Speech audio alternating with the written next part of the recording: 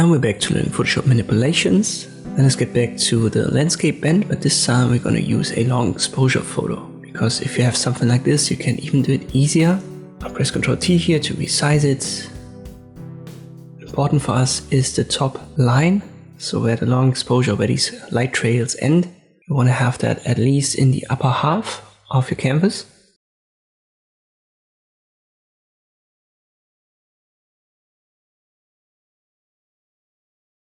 So this was our original.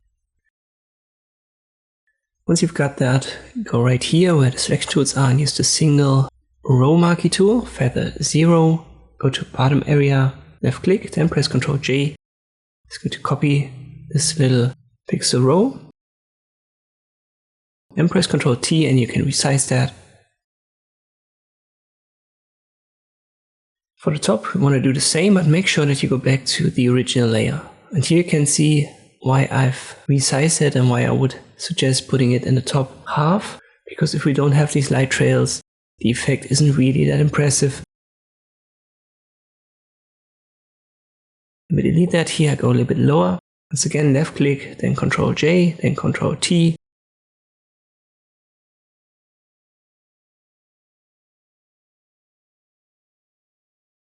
Looks a little bit better, but maybe still not enough. Once again, I delete it, left click a little bit lower, Ctrl J, then Ctrl T, resize it.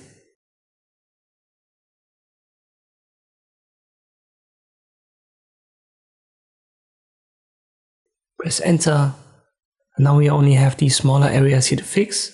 And we can easily do that using generated fill. Let me copy the original first, pressing Ctrl J. Then I go to the top layer, which is called layer 1. I hold shift and left click on the original copy. And then I use Ctrl E, which is the merge layer function. You can also see that, let me select multiple layers, right click, and here you see it, merge layers, Ctrl E. So this is what I did here. I'm on layer 1, use the lasso tool, and now I select these areas that don't blend well.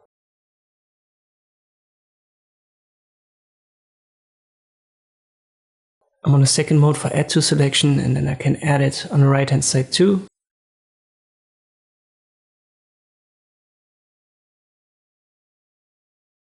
Then right click outside of your canvas, show contextual text bar, and just generate it with an empty prompt. And there you go. So this is going to blend these areas well. Let me hide the bar for now, and this would be already the result.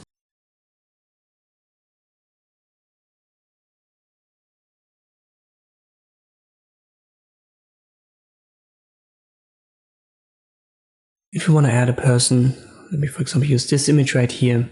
We need a contextual text bar again, so right click, show it, remove background, hide the bar. I press Ctrl T after repositioning it, size it down a little bit.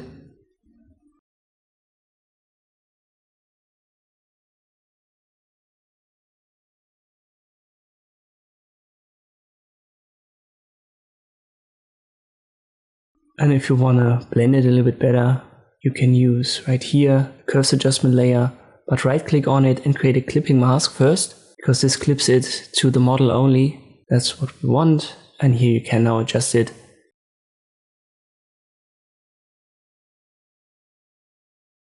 Let me try auto first. Oh, that's way too bright. I would go down here, and this now blends the model a little bit better with the background.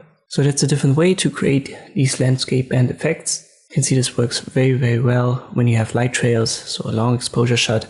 Once again, it's very important to pick the right photo first, and then these Photoshop manipulations look really good. Hope this video was helpful, thank you for watching, and I'll see you next time.